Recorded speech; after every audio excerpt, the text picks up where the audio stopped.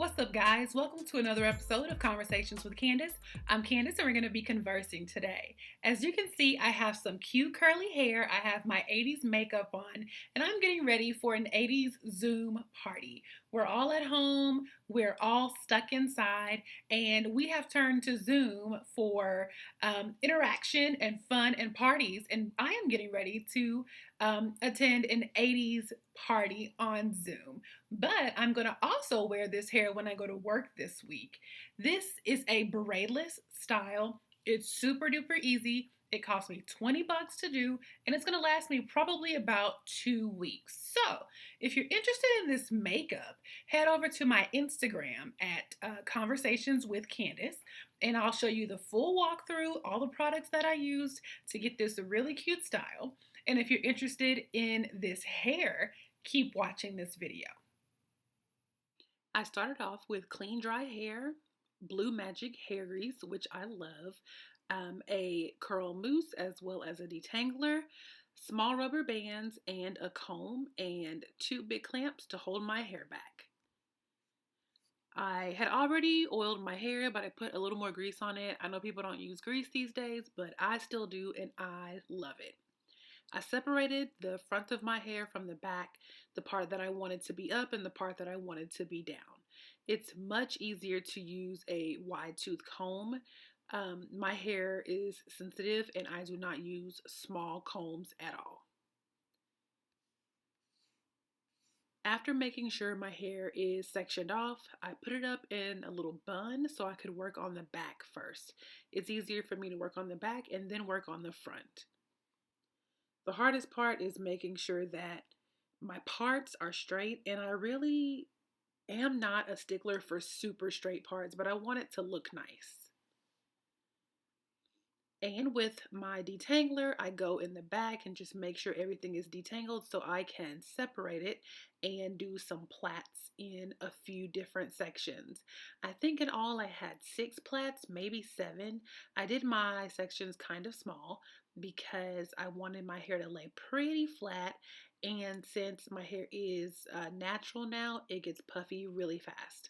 If you cannot plait, you can absolutely twist your hair down. And on some of these plaits, when I got to the bottom of the plait, I just did a small twist. It works well either way. And on the end, I secured it with a rubber band just to make sure that the plait did not come undone. I don't do my plaits very tight, so I wanted to make sure that they did not come undone. I tried to make the sections like symmetrical so that it laid flat the same way all over the back of my head. Once I was done with all the plaits in the back, I used bobby pins just to pin them down, keep everything in one spot. So when I got ready to put the hair on top, none of my plaits popped out.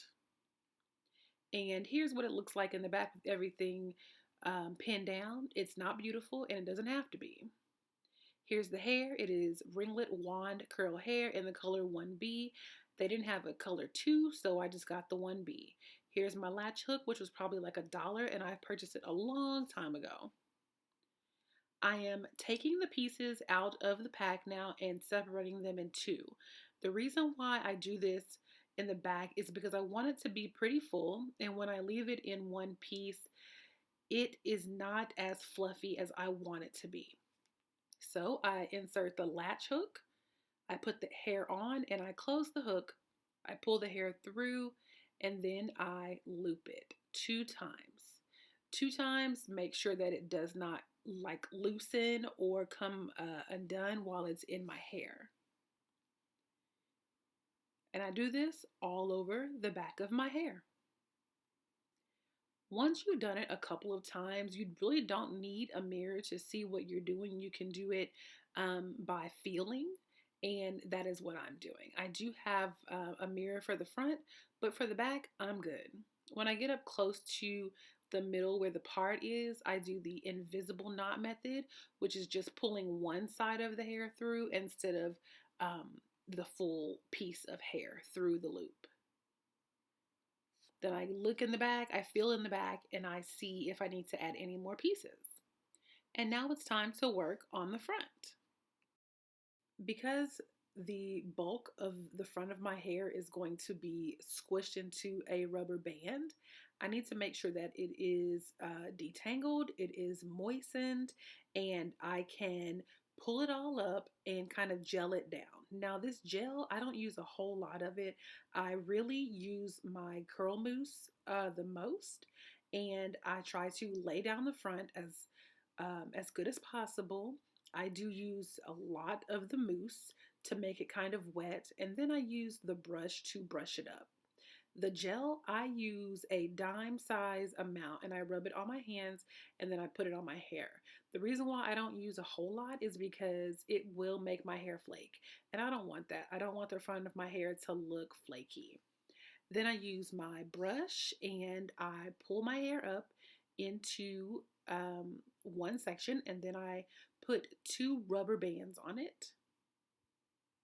After that, I make sure I tie down the front of my hair. When I'm working with the synthetic hair, when it rubs up against the front of my hair, it kind of makes it look fuzzy. So I like to tie my hair down while I am working with the bun on the top. Then I separate this top into 2 pieces and I just twist all the way down. And then I wrap that twist around to make a bun. I put a rubber band on and then I twist the rest of my hair and finish off the bun. I secure it with another rubber band. By now there are 4 rubber bands on this bun. It is not coming undone. So I start putting in the hair. I do it through the front of the bun as well as on each side, behind it, and through the top of it. I'm using about a half pack of hair in the bun, and then I have a full pack of hair in the back. There's really no rhyme or reason here. I do some invisible knots and some the full way. It doesn't really matter because it's not going to show. It's going to kind of all blend in. Once I've gotten to the point where I have put in a half pack of hair, I pull it all up and put another rubber band on it. This is rubber band number 5 and 6. I just want to make sure it does not come undone when I'm at work, when I'm at home, when I'm sleeping, or whenever. After that, I take one piece and I wrap it around to hide the bands. That makes it look like a more natural ponytail. And there you have it, a cute half up, half down style for your Zoom parties or going to work or just every day around the house. Now, I'm in Houston, so there are some beauty supply stores that are not really open, but are doing like curbside pickup. So you can like call them and ask them what kind of hair they have. They'll bring it to your car and you can pay there.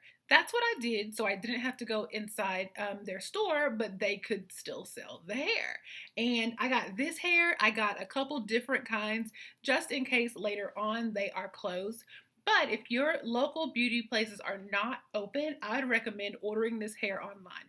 Every hair outlet has ringlet wand curl hair. I have not been on any website that sells hair that does not have this hair. I'll leave a picture of this hair here just so you know exactly what it looks like.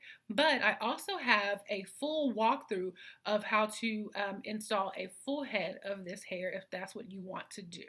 So I'll put the link to that right here, as well as in the description box. And let me know if you try this hair. Let me know if you try this makeup. And until next time, y'all have a good day.